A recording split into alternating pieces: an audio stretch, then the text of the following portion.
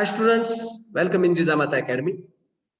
Today we are going to learn Practice Question Bank March 2021, set 1 with answers, poetry section. It is third section.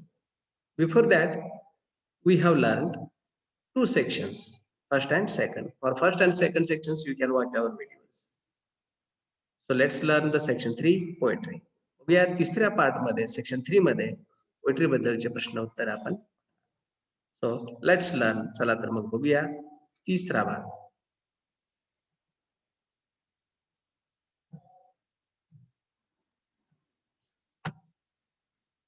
Poetry.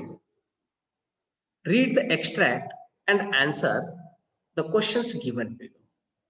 कवितेचा stanza वाचायचा आणि प्रश्नांची उत्तरे द्यायची. 5 मार्कासाठी हा प्रश्न आहे. बघूया. Write whether the following statements are true or false. चला तर मग बघूया खालील जी विधाने दिलेली आहेत ती सत्य की असत्य आहेत, ट्रू की false. The child wants to sow the seeds of moonlight behind his house. Poetry आपण वाचलेली आहे. पोएट्रीचा प्रश्न बघताच लक्षात आला असेल तुम्हाला की it is the false statement. कारण the child wants to sow the seeds of moonlight beside the road. रोडच्या कडेला लावायची होती, घराच्या मागे नाही. The whole village goes to the city daily to work. It is the true statement.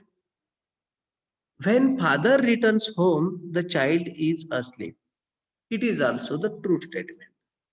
And the fourth one is the route from city to village is full of light. It is the false statement because the road from city to village is full of darkness. तो काळोखाने भरलेला होता, उजेडाने नाही, म्हणून ही false. असे हे true false चे प्रश्न उत्तर आहेत. 2 मार्कासाठी हा प्रश्न होता. हा आहे पोएट्रीचा स्टांजा. या स्टांजावरती हे प्रश्न होते आणि यानंतर पुढील B2 प्रश्न बघणार आहोत आपण. A2 प्रश्न. Complete the web diagram. Child wishes to sow the seeds of moonlight because. आता चाइल्डला सीड्स ऑफ मूनलाइट, मूनलाइटच्या बिया पेरायच्या होत्या. त्याचं रिझन तुम्हाला या ठिकाणी सांगायचंय, ते पण 2 भागांमध्ये. एक डायग्राम दिलेला वेब डायग्राम, या दोन्ही भागामध्ये तुम्हाला त्याची उत्तरं लिहायची. रिमेंबर करा पोएमला. पोएम रिमाइंड केल्यानंतर तुमच्या लक्षात येईल त्याचं काय कारण होतं. Child wishes to sow the seeds of moonlight. त्याला चंद्रप्रकाशाच्या बिया का बरं पेरायच्या होत्या, तर त्याचं रिझन आहे.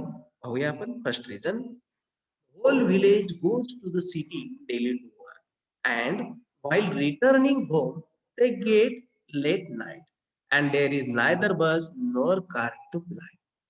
अख्खा गाव कामाला जातो शहराकडे, हे माहित होतं आपल्याला पोएट्रीमध्ये. आणि परत येत असताना त्यांना लेट नाईट होते, उशीर होते, रात्रीची वेळ होते आणि जाण्या येण्यासाठी वाहनं नाहीत, म्हणजे त्यांना अंधारामध्ये चालत यावं लागतं. म्हणून त्याला wants to sow the childs. The child wants to sow the seeds of light.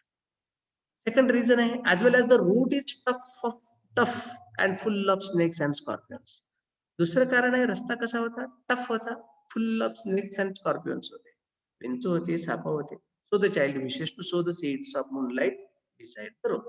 म्हणून त्याला रोडच्या साइडने चंद्रप्रकाशाच्या बिया लावायच्या हे त्या चाइल्डची इच्छा होती. असा हा प्रश्नाचं उत्तर लिहिला 2 पार्ट मध्ये, तर तुम्हाला 2 मार्काचे मिळून जातील. A3, name the figure of speech. आपल्याला इथे फिगर ऑफ स्पीच द्यायचे दिलेल्या लाईन साठी. पोएट्रीची ओळ दिलेली आहे. फॉर द लाईन बघूया. लाईन आहे, O moon give me moonlight. या ओळीमध्ये 2 फिगर ऑफ स्पीच मेन्शन केलेले आहे. पहिल्याच अक्षरावरून तुमच्या लक्षात आलं असेल, ओ मून म्हणजेच apostrophe addressing to the inanimate object moon. एखाद्या निर्जीवाला सजीव समजून संबोधणं याला अपस्ट्रॉफ फिगर ऑफ स्पीच असे म्हणतात. लक्षात ठेवा, इनॅनिमेट object, if the addressed to the inanimate object as animate object, so it is called apostrophe. एखाद्या सजीवाप्रमाणे जर त्याला ऍड्रेस केलेला असेल, उद्देशून बोललेला असेल, तर त्याला अपस्ट्रॉफ फिगर ऑफ स्पीच असेल. आणि यामध्ये दुसरी एक फिगर ऑफ स्पीच आहे, that is alliteration. The letter M is repeated. याच्यामध्ये लेटर एम देखील रिपीट आलेला आहे. अशा ह्या 2 फिगर ऑफ स्पीच या लाईन मध्ये आहेत. जर तुम्ही दोन्हीपैकी एकही फिगर ऑफ स्पीच लिहिला तरी चालेल. तुम्हाला 1 मार्क याचा मिळेल. अशा स्वरूपामध्ये हा पहिला स्टांजा होता 5 मार्काचा. Now the question number 3B. तिसरा प्रश्नातला हा बी प्रश्न आहे. Read the poem, write critically appreciations of the poem with the help of the following points. काही पॉइंट्स दिलेले आहेत. त्या पॉइंट्सच्या मदतीने तुम्हाला ही पोएम वाचून त्याचं क्रिटिकली अप्रिशिएशन लिहायचं आहे. पोएमचं नाव आहे stopping by woods on a snowy evening आणि याचा पोएट आहे रॉबर्ट फ्रॉस्ट. तेव्हा आपल्याला काय करायचं, या पोएम बद्दल काही पॉइंट्स दिलेले आहेत, ते खालील प्रमाणे आहे. टायटल पोएमचा या पोएटिक अप्रिशिएशन मध्ये टायटल आहे stopping by woods on a snowy evening. Title साठी तुम्हाला अर्धा मार्क मिळणार आहे. पोएट रॉबर्ट फ्रॉस्ट आहे, याच्यासाठी अर्धा मार्क मिळणार आहे. या दोन्हीमध्ये तुम्हाला 1 मार्क मिळणार. त्यातला आहे रायमिंग स्कीम. कवितेमध्ये A अशी रायमिंग स्कीम आलेली आहे. ही फर्स्ट स्टांजासाठीची रायमिंग स्कीम आहे.